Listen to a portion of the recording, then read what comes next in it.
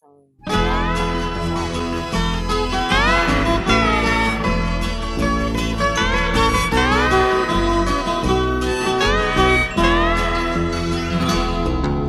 Wala ka bang napapansin sa iyong mga kapaligiran? Kay dumi na ng hangin, pati na ang mga ilog natin. Hindi nga masamang pag-unlad at malayo-layo na rin ang ating narating.